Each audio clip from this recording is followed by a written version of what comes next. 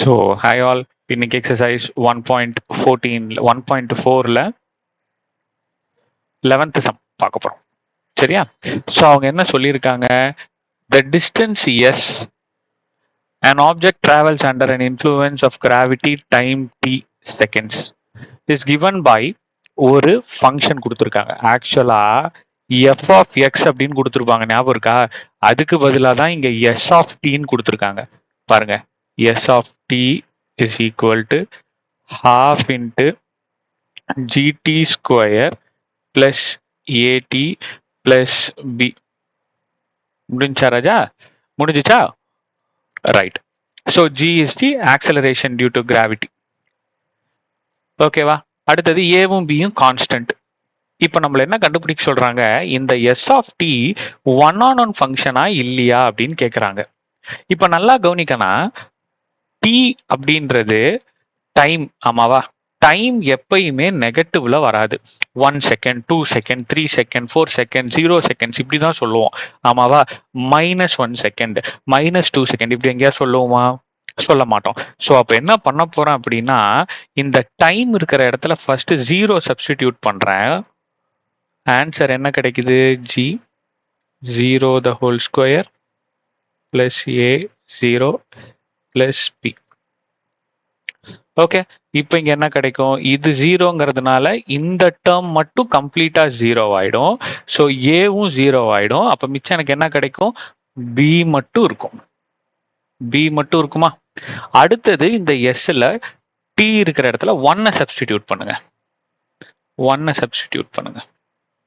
So G of 1 plus A into 1 plus B. So அப்போ half g 1 into 1 1 தானே, plus A plus B, இவ்வளவுதான்.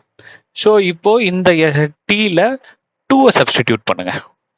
S of 2 substitute பண்ணீங்கன்னா half into g 2 the whole square plus a into 2 plus b. So என்ன கிடைக்கும்? 1/2. என்ன கிடைக்கும்? 1/2 g 2 2s are 4 plus 2a plus b. Right ஆகனா? அப்போ என்ன கிடைக்கும் எனக்கு? இது கேன்சல் பண்ணி கொடுத்துட்டீங்கன்னா இது 2 டைம்ஸ். அப்போ 2g plus 2a plus b. இப்போ நல்லா கவனிங்க, யூஸ்வலா நம்ம எஃப் ஆஃப் எக்ஸ் அப்படின்ற ஃபங்க்ஷனை எப்படி சால்வ் பண்ணுவோம்? எஃப் ஆஃப் எக்ஸ் இருக்கிற இடத்துல நீங்க ஒரு நம்பரை சப்ஸ்டிடியூட் பண்ணுவீங்க. அதுக்கு எனக்கு கிடைக்கிற ஆன்சர்ல இப்போ சே ஃபார் எக்ஸாம்பிள் 0 சப்ஸ்டியூட் பண்ணா எனக்கு 1 வருதுன்னு வச்சுக்கோங்க. ஆரோ டயக்ராம்ல 0வுக்கும் 1க்கும் கல்யாணம் பண்ணி வைப்போம். ஞாபகம் இருக்கா உங்களுக்கு? இப்படி போடுவோம். அப்போ ஒன் ஆன் ஒன் ஃபங்க்ஷனா இருந்தா டிஸ்டிங்க்ட் எலமெண்டா கிடைக்கணும். ஆமாவா? அதாவது தனித்தனி எலமெண்டா கிடைக்கணும். இப்போ 1 சப்ஸ்டியூட் பண்ணீங்கன்னா 2, இப்போ 3 சப்ஸ்டிடியூட் பண்றீங்கன்னா சம் 5.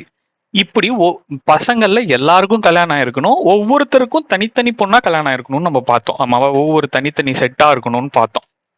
ஞாபகம் இருக்கா உங்களுக்கு? ஸோ 0க்கு 1, 1க்கு 2, 3க்கு 5 இந்த மாதிரி இருக்கணும்னு பார்த்தோம். ஸோ சேம் தான் சாமி.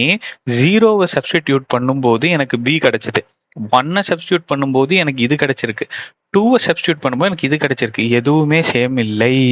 இப்போ இங்க நல்லா கவனிங்க, இங்க இருக்கிறதா நான் எழுதியிருக்கேன்.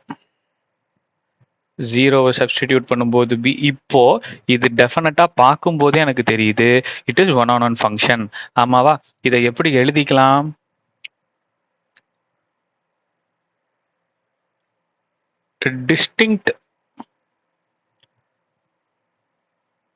distinct t have distinct element of s. ஆமாவா? ஸோ எஸ்ல ஒவ்வொன்றுக்கும் டிஸ்டிங்க்ட் எலமெண்ட் தான் இருக்கு. And hence it is